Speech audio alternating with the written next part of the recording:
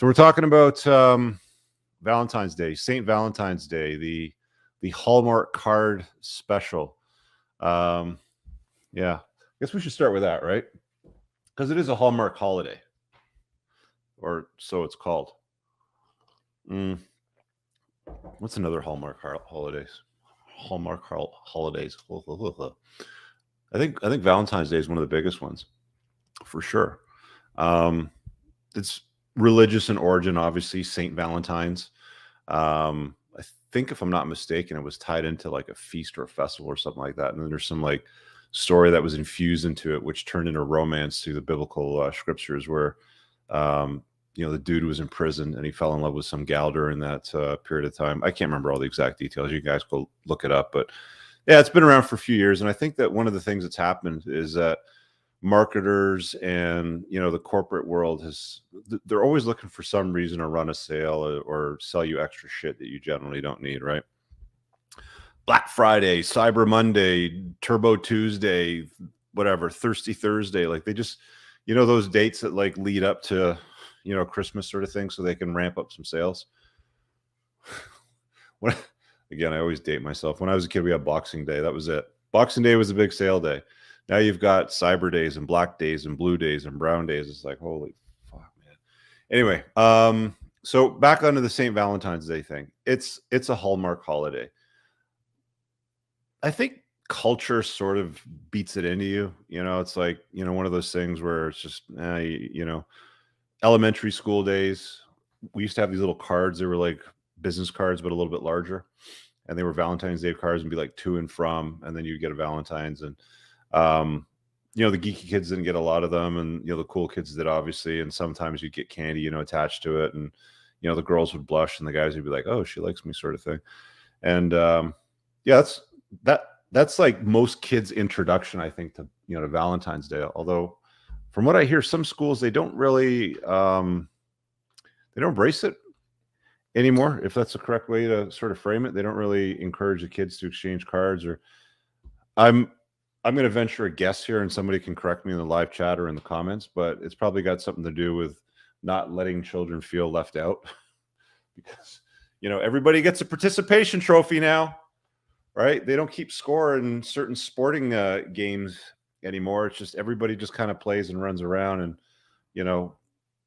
maybe somebody will keep score, maybe somebody won't, sort of thing. But there's older and older kids getting participation trophies, and I think that might be one of the reasons why the school system is trying to eliminate it. Anyway, so what do I do with Valentine's Day? Not much, really, to be honest with you. I think it all depends on who your chick is, right? Because there's some women that are like all about this. It has to be like like this big fucking charade. It's like a show. They want to be able to, go to work and show their girlfriends that, oh, look, I got 24 long stem roses and your boyfriend didn't send you anything, or your boyfriend sent you only 12 or something like that, or mine are higher quality than yours are, Becky, sort of thing. Because women are very competitive that way. They got to have the bigger diamond. They got to have the clearer diamond. They got to have the shinier diamond. They got to have the better princess cut or whatever, right? That's another bullshit. Hallmark bit is the whole engagement ring spiel. Let me spend a minute on that, actually, since I'm talking about it. Most of you guys don't know this, but the origin of the engagement ring, of course, is tied into romance with Valentine's Day, so we can talk about it.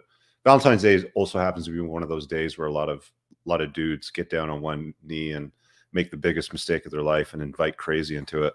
But we'll save that for another day. But the whole notion of engagements and engagement rings and diamonds was like, it wasn't a big one. Like, diamonds weren't that valuable back in the day when they sort of kicked this off. But it's like they had them, and then they made this big marketing project, which they sold to the public along the lines of, well, if you love her, you should invest in that relationship, in that love, and buy her a diamond and spend 3 months of your salary to no, sorry, they didn't start with 3 months. I think it was 30 days of your salary to show her that you love her. So you spend 1/12 of your annual income to give her this shiny piece of polished dinosaur shit that was in the ground a few years ago before they dug it out and polished it up, sort of thing. Because that's all it is. It's just compressed carbon. And then, the marketing team ran that for a while, and they sold a lot of diamonds, telling guys, spend 1 month of your salary on a piece of dinosaur shit and give it to a girl and tell her that you love her and marry her. And the marketing team must have, back in those days, I think it was in the 20s, it's like, Bob, did you see how well that shit worked? Yeah, Bill, that was incredible. They fell for it. Let's do this next year. Instead of doing 30 days, let's tell them 3 months and see if they buy that shit. Okay, let's give that a shot. And then they did. And then that's how you've, arrived at the 3-month thing today. Although in some cases they even go farther and they ask for more. But, it's one of those hallmark things, right? Diamonds, by the way, they don't have a lot of value. Like, if you give a girl a $10,000 diamond and, like the marriage or the wedding's called off or something like that, and you get it back, and in some cases you don't even get it back. Sometimes she ends up keeping it for whatever reason, which is strange and bizarre. But let's say you get it back. You're very lucky to sell it for what you bought it for. You usually get a few $1,000s less. It's just not a great investment. But, that's what they convince people to do. It's the same thing with Valentine's Day. Chocolates, flowers, candy. I was doing some Googling on videos, on YouTube, and I was coming across all these videos that were like, 10 best Valentine's Day gifts to give her. Anything from what's his name, Alpha M. He always does those listicles, to some random 17-year-old thought probably giving advice to guys on what to buy girls for Valentine's Day, and it's all bullshit. It's all just random. Like, guys are trying to get with girls, and they think that they can, win their way into their heart by buying them flowers and chocolates and specialties. And the truth of the matter is, if a woman really digs your vibe, it doesn't matter. Like, it really just doesn't matter. There's a story of the Skittles man, which I'm going to share in this broadcast as well before we switch over to the Q&A in a little bit. And don't worry, you guys will be able to call in and ask questions tonight on any topic you want. But the notion of the Skittle man is very interesting. I'm going to pull up the Chateau Hartis blog and I'll read it to you guys. But essentially, there's two men. There's obviously that alpha seed and there's a beta need, and the alpha seed would give basically ignore a girl and not give her much attention, give her a bag of Skittles sort of thing.